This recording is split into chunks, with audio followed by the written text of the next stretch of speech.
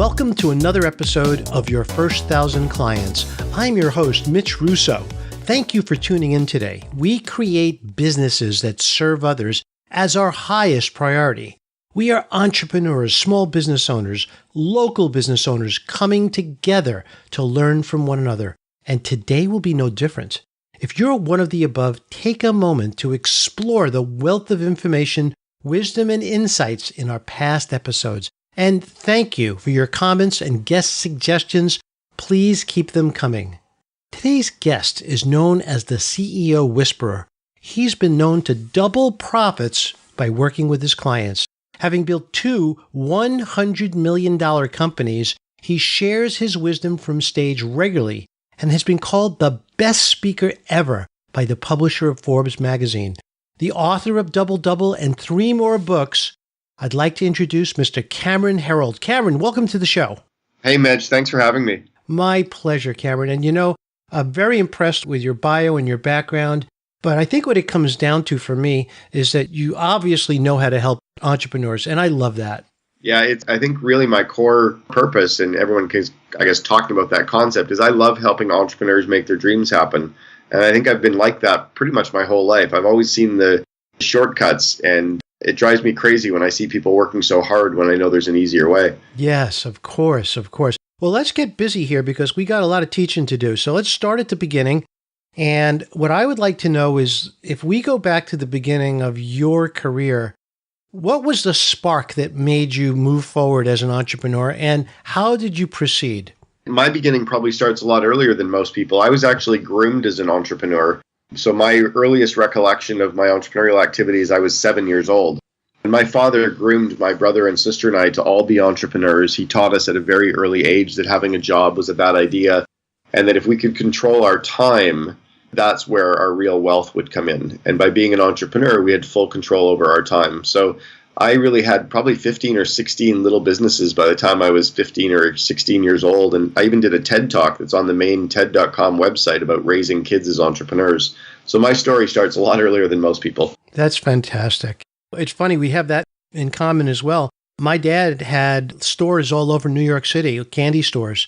And so since we were kids, we would be basically on weekends, we would be in the store. We'd be working the register at 5, 6, 7 years old. We would be out there on the streets selling baskets. So, boy, it's funny. If your parents bring you in and raise you as entrepreneurs, guess what happens? Exactly. You just kind of learn those really great skills, right? So my core business training, though, came when I was around 20 years old. I actually purchased a franchise of a company called College Pro Painters. And I know a lot of our listeners will know College Pro. It's the world's largest residential house painting company. Yep. Every year we would go out and get 800 franchisees, and they would go out and get 8,000 students to paint houses. And then in between May 1st and August 30th, we'd produce $64 million in revenue. And then September 1st, 8,800 kids would quit and go back to school. And after I ran a franchise for 3 years while I was in university, and I had 12 full-time employees when I was 21, or after fourth year university, I went full-time with the company and started coaching and mentoring franchisees. So that was really when I started to help grow entrepreneurs. I was 22 years old. So I've been doing this for a long time. Yeah, I could see. And of course, you're right. I'm familiar with College Pro. They're all over the neighborhood in Spring. And it's an interesting business model. There are many like it today. And again, to compare it to my own background, for me, what really was my very first business venture was a rock band. So I started a rock band in high school, and we grew to be the highest grossing rock band in all of our area, in that part of Brooklyn. So yeah, you get that education early and you move forward and you make money and you learn. So after your business with College Pro, did you stay on with College Pro for a long time? Well, I was there for a total of 7 years. And then after College Pro Painters, I left and I joined as a partner in a chain of collision repair shops, auto body locations. And in Canada, we were known as Boyd Auto Body. In the US, we became known as Gerber Auto Collision. And we helped build that up. And I left right as we were taking the company public. And it's now the largest collision repair chain in the world. So we did that for about 4.5 years. And I headed up all the franchising and buying programs and a lot of the acquisitions. So kind of helped that company grow. And then I left there and I was president of a private currency company. something that today would be similar to Bitcoin, actually. We had Starwood Hotels and Avis Rent-A-Car and Hard Rock Cafe all using our currency instead of using the US dollar. So we had a huge barter company with 30,000 companies buying and selling using our electronic debit and credit system. So we did that, and then we sold that company. And in October of 2000, I joined my best friend at the time, who was running a company called the Rubbish Boys. And we changed the name over to 1-800-GOT-JUNK, and we built that up. I joined as the 14th person at the head office. And when I left 6.5 years later, we had 3,100 employees system-wide, and we were operating in 330 cities, 46 states, and 4 countries. And I was the chief operating officer and really built that brand from 2 million to 106 million in 6 years. I guess I left there 10 years ago now. It feels like yesterday, but I left there 10 years ago. And I started coaching and mentoring entrepreneurs and CEOs all over the world. And I coach high-growth companies, typically with 50 to 500 employees who want to go to 500 to 5,000 employees. And I've done paid speaking events now in 28 countries on 5 continents. I've written 4 books, and I coach and mentor CEOs and their second in commands all over the world. Well, again, incredible career and a fantastic story. I'd like to dig in, if I could, to Got Junk, 1-800-GOT-JUNK. Sure. I'd like to understand the issues that you dealt with when you first got there, and what did you see? We had a quick chat in the beginning of the show about you have this ability to see things that others don't. What did you see when you got involved in that business? One of the very first things I saw was that the company wasn't ever going to make money because they weren't charging enough. They were working really hard, but there wasn't enough margin in the business for anybody to really be successful. People loved the brand and they loved the idea, they liked the concept, and we liked delivering great customer service, but they just simply weren't pricing enough. So I got them to raise their fees by 50%. And I remember everyone at the head office thinking I was crazy and thinking that all our competitors would be so much cheaper. And I said, none of our competitors can be making money either. So once we raise our fees, they probably will too. And we can afford to give way better service when we're pricing. I said, we just need to be like Starbucks. Starbucks was charging at the time $3.40 for a latte, and everybody else was charging $1.50. We needed to be more like the Starbucks. And so we did. We priced ourselves at a premium, went from $338 for a full load to $458 for a full load. And our competitors followed suit. Sooner or later, they were charging right around where we were, but we literally outmarketed them and outserviced them. So that was the first thing I saw. Second thing was that we really hadn't visioned out how fast we were going to be growing and what our company would look like. And I, myself and the CEO, had pretty big visions for where we could take the company, but we needed to reverse engineer that. So I created a model showing everyone what the company was going to look like, and we had to hire ahead of the curve, hiring really great, true A talent, A players to work for the company. Then we obsessed about culture. And this was way before culture was a buzzword and before people were thinking about it. But I knew that we had to build our company to be slightly more than a business and slightly less than a religion. We had to build that cult-like environment to really attract people in like a magnet. And so we went after that in PR. And I just saw those as really the big missing opportunities, was hiring the team, driving hard on culture, leveraging PR, and getting our pricing in place so we could offer the premium product. You know, those are all incredibly powerful ways of building a business. And when you stack them one on top of the other the way you did, you're bound to grow and you're bound to make progress. My favorite of all the things you talked about, I have 2. My favorite is culture. My second is PR. And the reason I like PR so much is because I built my own business on PR, but I didn't have a vision that PR was important. I had an economic problem. PR was free. Right. Well, PR was free for us too. We didn't spend any money on advertising for the first 3 years. We just had our big trucks driving around, and then we leveraged the press. And one thing I know about the media is every day they wake up wondering what the heck they're going to talk about. And if you give them some good content, they'll write about you, or they'll cover you, or they'll interview you. And it scales. And the other thing is, no one really believes advertising. They didn't believe it 16 years ago. They're not believing it today. But they still honor what the traditional press is covering. So there's some real, all this talk about fake news. The reality is news, and PR is free. That's for sure. And again, you know, we were forced into a situation where we blew our entire budget on some stupid ads that didn't work. And then from there, all we had left was PR. So we doubled down and went all in. And for us, that turned out to be the magic that brought us to life, particularly in the minds of our ideal clients. So it was a great strategy then, as it is now. The other thing that I loved about what you said is culture. And I think I bet I have a different viewpoint of culture than you. Can you tell me yours, and how deliberately did you create culture in that environment? Sure. I want to underscore something that's really critical. If a company's not making enough money, culture and PR won't help them. True.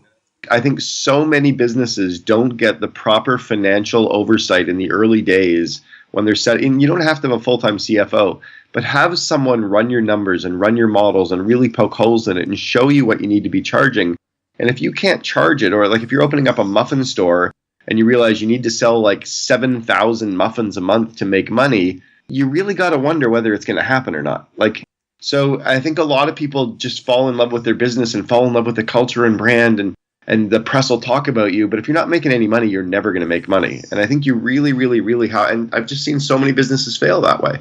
So let me answer the culture question, though. Mm-hmm.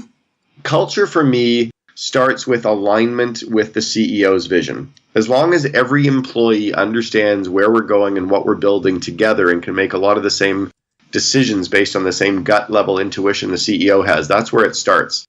Secondly, culture is about really having the true A players on the bus and getting rid of the bad people, kind of getting the cultural cancers out of your company, almost like you would get a cancerous tumor out of your body. You can only have the really good people in your company driving the business forward. So then you don't have to hold people accountable and manage them. You hire people that manage themselves, and they're aligned with that shared vision, that vivid vision that we'll talk about. The third thing is you really have to have strong communication protocols in place so that people are communicating clearly and respectfully and quickly internally. That's lateral communication, and also top-down communication and bottom-up communication, and then also communication out to your clients and suppliers and your outward market. And then the fourth is the space, right? Giving people an environment and the technology tools to be able to really grow and scale the company. Culture is not the free perks. It's not the free stuff. It's not the massage and the free lunch and the wee room. It's really all about the vision, the people, communication protocols, and the space and technology tools to do their job. Yes, that's a great formula. I love that. I'd like to add one other thing to what you said. Oh, and I missed core values. And you have to be able to live and obsess about your core values and fire people who break them. Sorry, but go ahead. Great. And that's part of what I was about to say. So what I do when I install culture into the companies that I work with, when I build certification programs, is what we call it the code of ethics. And the code of ethics you might think of as restrictive, but it's not. It basically says exactly what you can and cannot do and be right or wrong. So like, for example, you cannot take the company's intellectual property and sell it to somebody else or put it on your website. These are the sort of things that I'm talking about. And when you create this group of boundaries, it's where real freedom exists, because now when the CEO's why is fully understood and can be translated down to everybody in the organization, from the lowest to the highest person, and they understand their boundaries, and it's a great place that communication is encouraged. And we would encourage, make mistakes, but when you do, also make solutions. And that helped the culture evolve into a place where no one was afraid of making mistakes as long as they weren't going to crash the company. Yeah, I call it a no blame environment. And then we also have the Michael Gerber idea of the people don't fail, systems fail. So you're always looking for the broken system or the missing system to fix, not blaming a person. People don't show up in the morning wanting to mess things up. They're trying to do the right thing, but they make mistakes. Maybe it's because they're carrying too many balls. Maybe it's because a system wasn't in place for them to follow, but no one's intentionally making a mistake. So find the system or that's broken or needs to be fixed. Great tip. And then create that no blame environment so people are okay with putting their hands up saying something's broken because they know no one's going to get in trouble for it. Yep, exactly. And as a side note, listeners, if you'd like to hear more from Michael Gerber, go to your first1000clients.com and look up Michael Gerber's show on my page and listen to his amazing diatribe.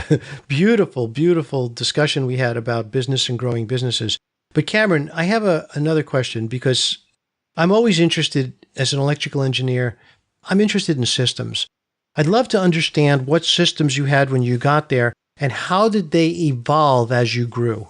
Wow. You're talking about 1-800-GOT-JUNK? Yeah. We had very few systems. We had a really strong code of ethics. We had strong quality focus areas of what we wanted to obsess about. but I wouldn't say we had a lot of systems. So that was really one of the things that we put in place. We wrote a 330-page operations manual with 24 chapters that codified every aspect of running the business, right down to what color the keychains would be and what garbage pails you would buy with the SKU number from Office Depot, that was right in the manual. We put systems in place for how to hang up a pole sign and exactly where to put the actual nail. So we really tried to codify it. And what we realized was that we had a market where we had a very early stage franchisee, and he was in Buffalo. And Buffalo was a tough market, and it was a cold market, and they got more snow than any city should ever get in a lifetime for 5 months of the year. So what we tried to do was put in place systems, we called it Bob proofing, systems that Bob could use in Buffalo to run his business, one of the bad markets or tougher markets, it wasn't a rich market like San Francisco. And in the middle of February, how could we run the business for Bob? And that really allowed us to simplify and put in place systems that anybody could use. So we had that kind of a viewpoint towards something. We also really realized because we were franchising, we systemized everything. I think if you're running a normal business that's not being franchised, pretend that you are going to franchise. Pretend that you're going to put a system in place for every aspect of your business, how to onboard a client, how to find a client, how to interview an employee. So we really systemized everything.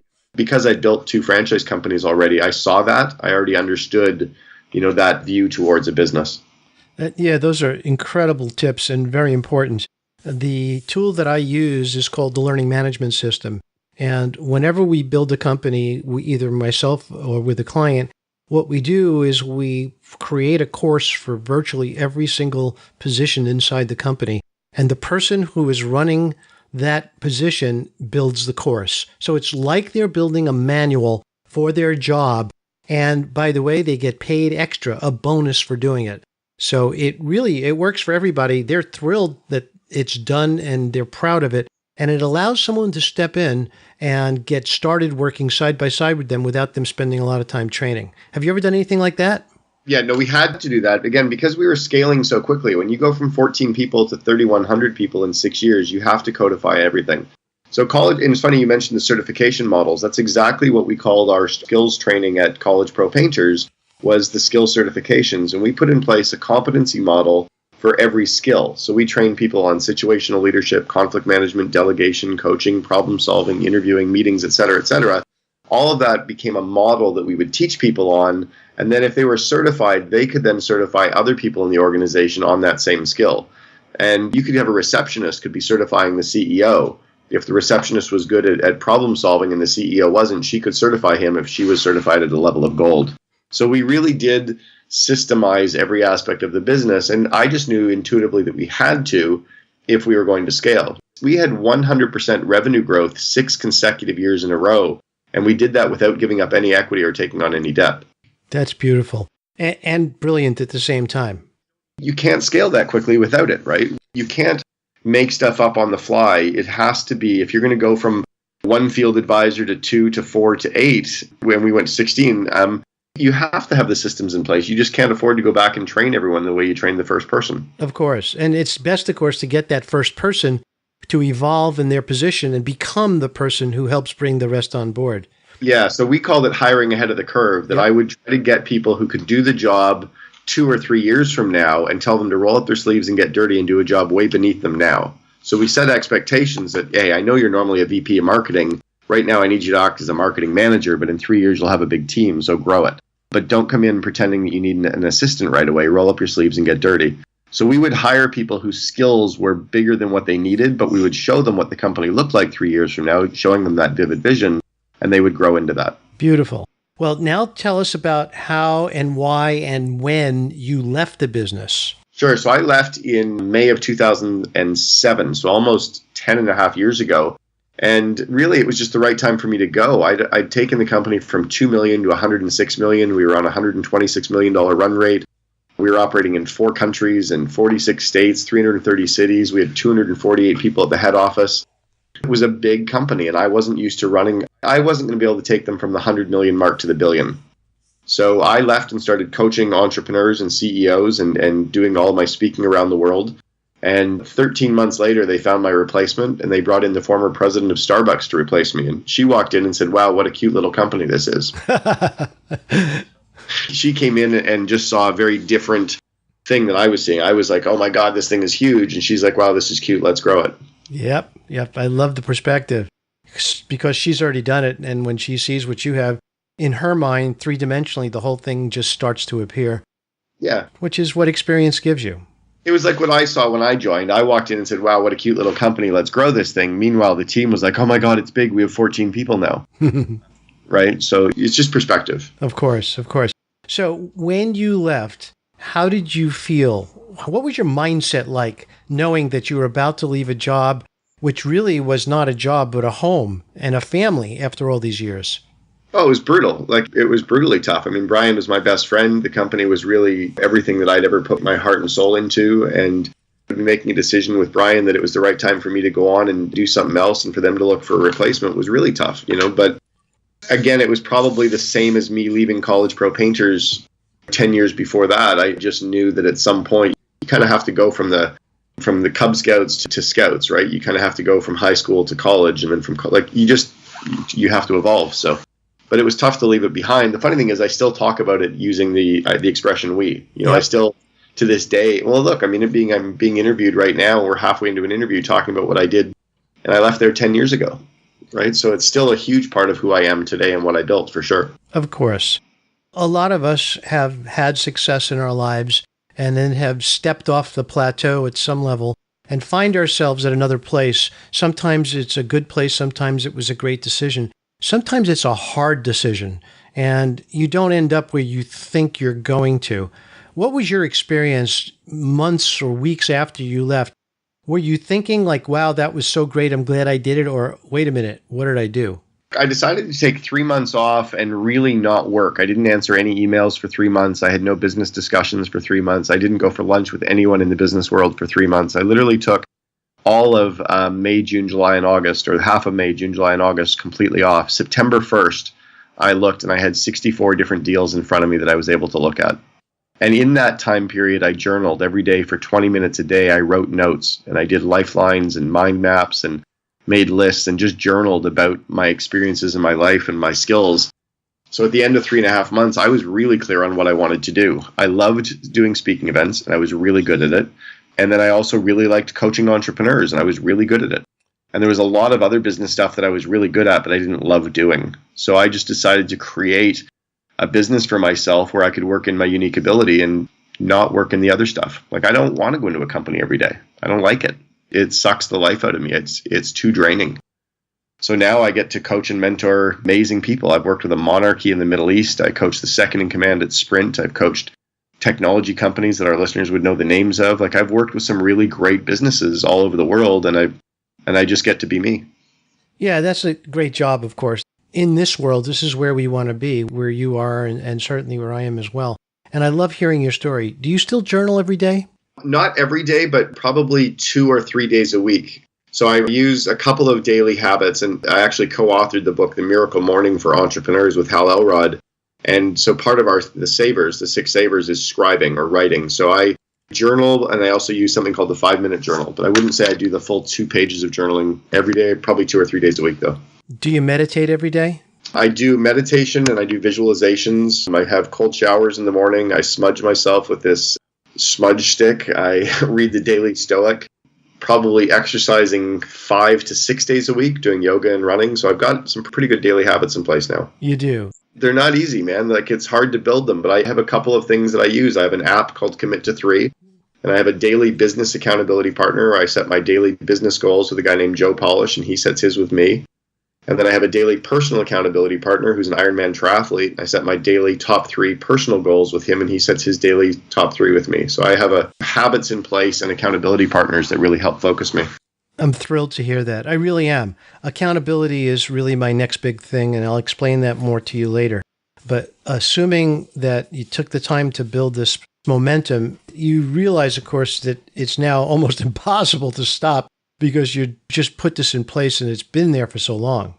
Yeah. Again, once you build those habits, they start becoming momentum, right? That you just start waking up in the morning and doing those things it becomes normal. Yep. I totally agree. So I've layered a few on. Every month or so, I add a new one to my list. Yeah, that's fantastic. So now, here we are. You and I are having this conversation. We have a lot of small business owners listening to us. And I want to basically put you to the test, if you will. I want you to tell me what you do in an engagement with a brand new small business owner. Give me an idea of what questions you'd ask and what you might find and how you might fix. Sure. So the first thing I look at is, and I don't tend to work with companies that are broken. I work with companies that are doing great and really want to accelerate their growth. And I just teach them how to grow faster. So the first thing we do is we start off with clarifying what we call their vivid vision. And that's an exercise where over the period of a month or so, they literally draft a 4 or 5 page written description of what their company looks like 3 years in the future. So they lean out to December 31st, 3 years from now, and they write down every aspect of their company. They put a bunch of bullet points down around marketing. They describe IT, they describe engineering and finance and operations, marketing and sales, kind of 3 or 4 bullet points about every functional area of their business. They describe what the customers are saying about the company and what the media is writing about the company. They describe what the employees are saying. They write about the culture. And they literally describe it as if they're standing in the middle of their business, walking around looking at it. And they're not quite sure how they got there. So they don't say how it happened, but they describe it in the finished state. So that's where we start, is clarifying what the company looks like. Then we move back to today. And we do a SWOT analysis on where the company is right now. So what are the current strengths? What are the current weaknesses? What are the current opportunities? What are the current threats facing the business today? And then we reverse engineer the delta. So we look at where we're going. We look at where we are. We reverse engineer that 3 years and build it just like we build a house. You build the foundational parts first, then you put up the walls, then you put in the plumbing and electrical. You build a business the same way. You start with the foundational aspects of the business, core purpose, your BHAG, your core values, your vivid vision. Then you put in place the planning systems, strategic thinking systems, all of the people systems from recruiting, interviewing, selection, hiring, onboarding, and training and culture. And then you put in place all the meeting rhythms to support the team. And then your financial systems to make sure the whole business is running like a clock. So if you meet somebody who has a business, they're doing $2 to $5 million, things are going well, they have a pretty good system in place, they have a CFO or a part-time CFO, and you walk in and you see all of this stuff and it's looking like it's working pretty well. Where are going to be the biggest gains that you feel that you can help a client get? It really depends on where they're going first. So the biggest gains are first understanding where they want to go. Because to just try to fix what you see doesn't necessarily point them in the direction. So they might want to sell the company, which gives you a whole different list of fixes. They might want to build the company into a business that runs without them. Gives you a whole different list of fixes. They may want you to build a business that allows them to do acquisitions or have a better brand or to maximize cash flow. Again, a whole different list of fixes. So it always, for me, starts with, if you don't know where you're going, any road will take you there. It really starts with, where are we going first? Well, let's assume I know where they're going. The traditional fixes that I see, the first one is people aren't focused and businesses aren't focused and their employees aren't focused. They don't have goals for the year. They don't have goals for the quarter. They're not sure what everybody's working on. They don't have metrics or KPIs attached to each person, so they're not sure how people's results are being measured or how to hold themselves accountable. They don't have good meeting rhythms in place. Again, the reason I even wrote my second book, Meetings Suck, was for all employees at all companies to finally understand how to attend meetings, how to participate at meetings, how to run meetings, and what meetings to have. So kind of giving them those meeting rhythms is powerful. Making sure that they have the right financial systems in place, that they know how to read a P&L, they know how to leverage their balance sheet, they know how to operate and maximize cash flow. So making sure they have that financial oversight in place. And then the people systems. So often people are trying to build a business with a bunch of B or C players, and it's really just too hard to do it. So really helping them get the right people in place to outsource using freelancers. That's where I see a lot of the initial wins. Again, you talk about freelancers.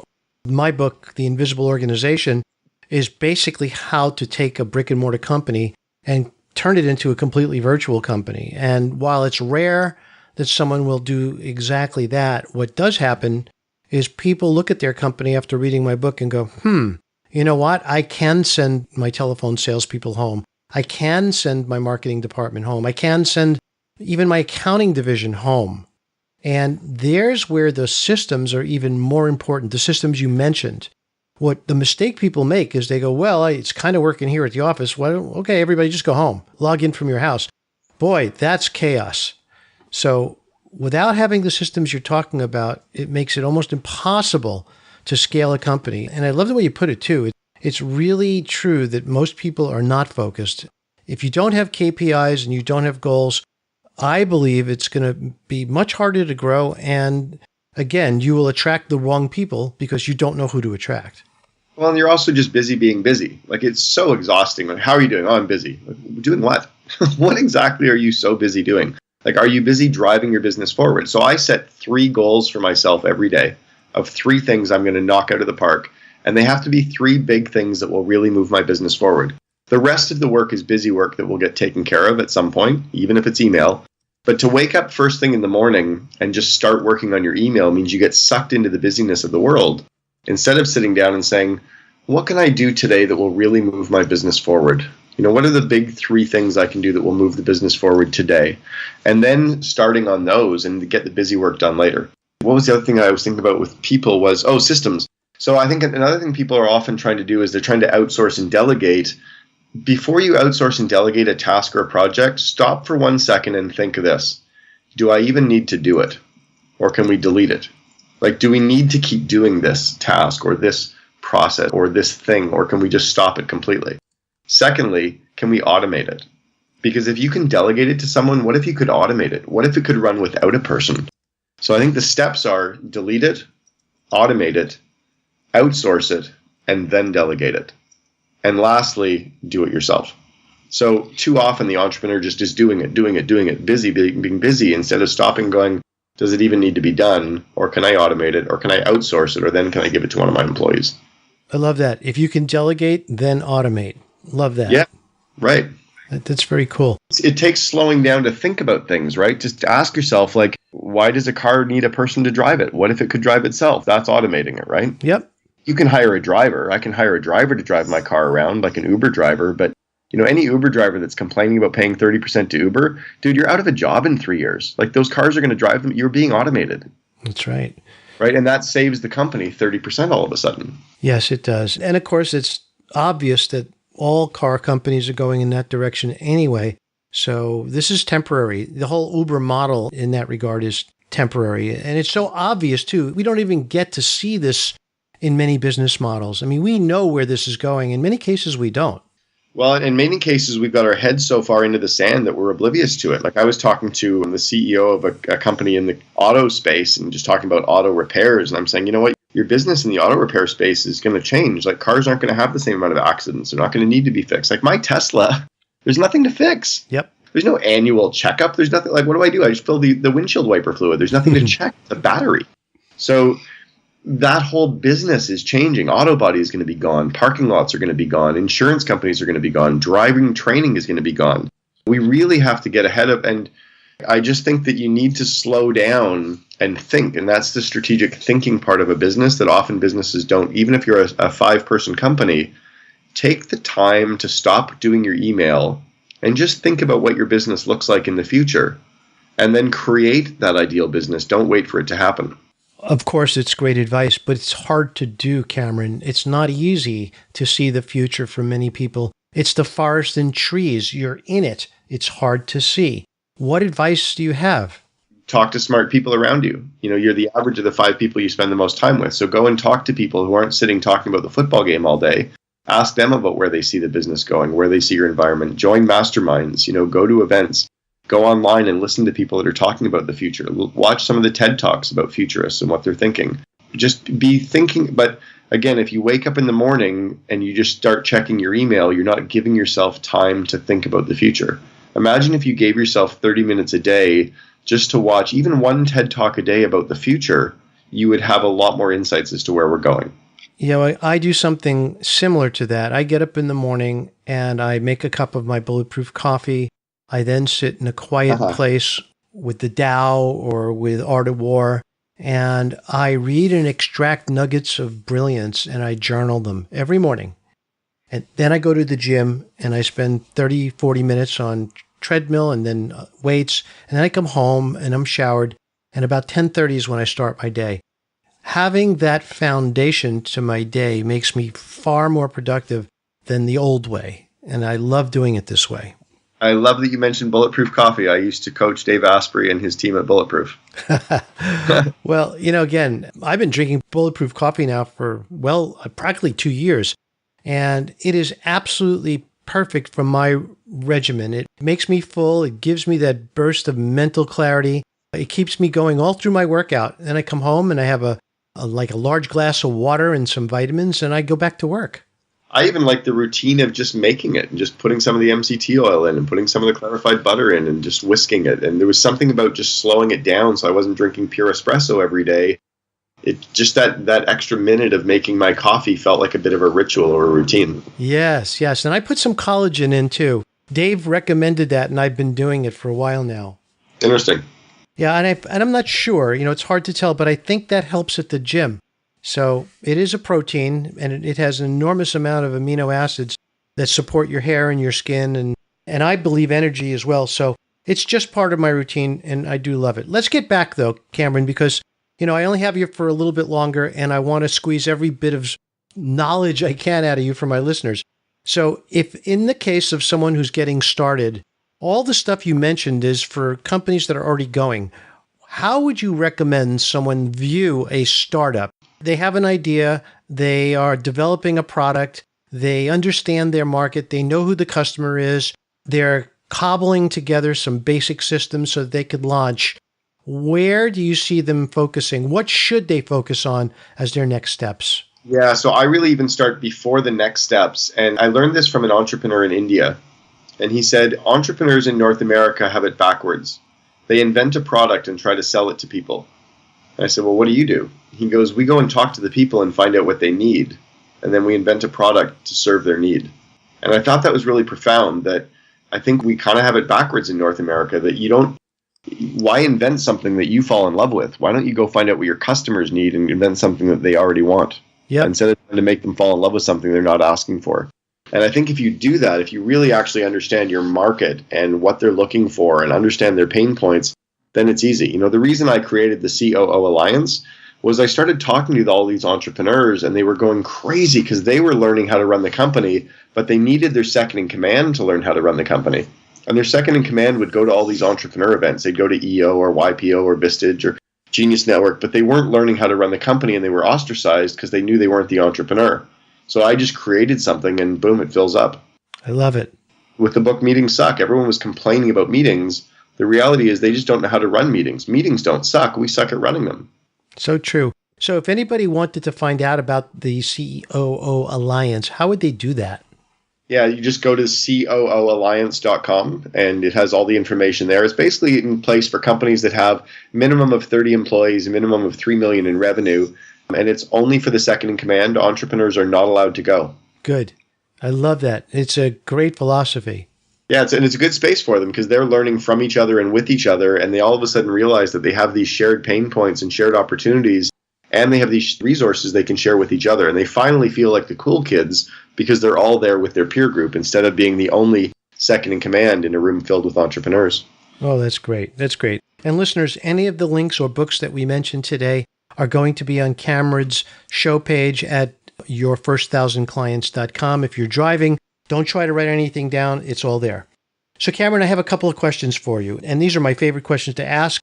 I believe it's a window into the mind of my guests. So let's start with this one. Who, in all of space and time, would you like to have 1 hour to enjoy a walk in the park, a quick lunch, or an intense conversation with? I'd like to have another hour with my mom. My mom passed away 15 years ago, and she never saw any of my family. She only knew my one son when he was just under a year old. She never met my wife and her girls. She never met my second son. She never saw any of my success in business. She never saw anything from 1-800-GOT-JUNK, so anything in the last 16 years. I'd just like to have more time with her to talk about, our growing up and her lessons. And we were lucky that she was sick for 2 years, so I had a lot of time then, but I just feel like she got robbed. She passed away at 60 years old, and I was only 35. Yes, and it's a beautiful thought, and I'll tell you what I believe, and this is just me. I believe that she has been there with you for the last 16 years, and she's seen everything you've done, and she is beaming. I thank you. I know that actually to be true. I have a friend of mine who 5 years ago said, your mom is watching you.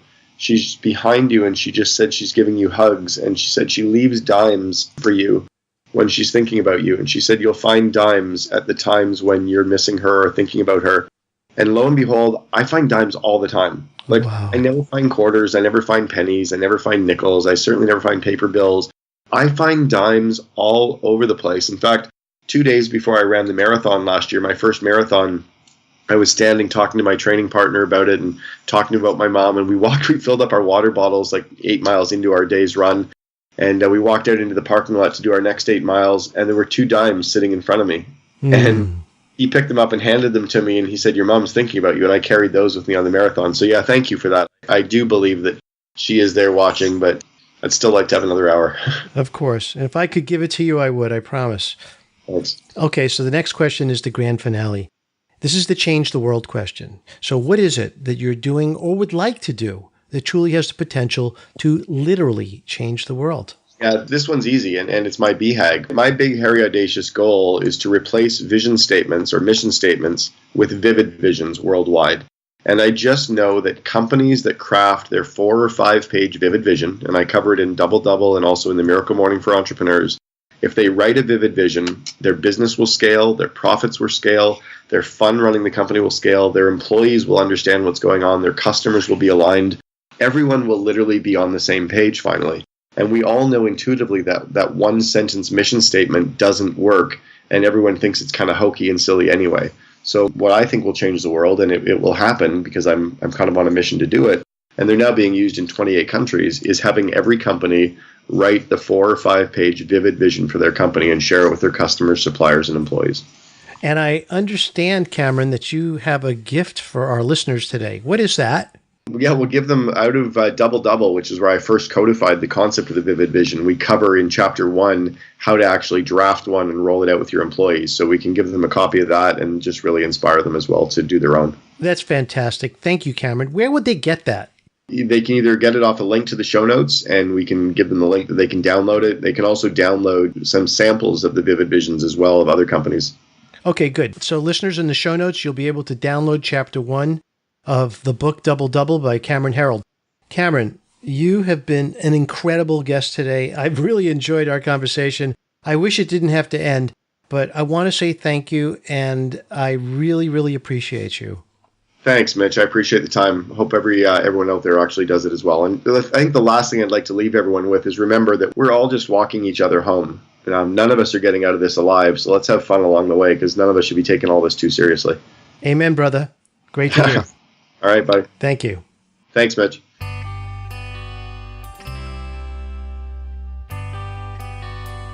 If you've ever struggled with completing training programs you purchased, finishing courses, or with your own business goals, you're going to love what I'm about to share with you. I have built a system where you can find your perfect accountability partner, just like Match.com, but for entrepreneurs. In fact, it not only matches you, but guides you through live accountability sessions with carefully crafted questions, which you select for yourself. And it includes exclusive membership in a private Facebook group that holds weekly masterclasses to help you grow. For listeners of my show, I want you to experience it for free. All you have to do is go to resultsbreakthrough.com and enter your event code, WINNER, WINNER, all caps, and you will get unlimited access free for 30 days. If you love it, then continue at a very low cost. So go ahead and try it for yourself and see why every great teacher from Zig Ziglar, Brian Tracy, Tony Robbins, and Daniel Pink have all recommended getting an accountability partner. Try it now for free. You've been listening to Your First 1,000 Clients with your host, Mitch Russo. Go to www.yourfirst1000clients.com for a free guide on how to get 1,000 of your own clients. And if you like this episode, please go to iTunes and subscribe, rate, and review.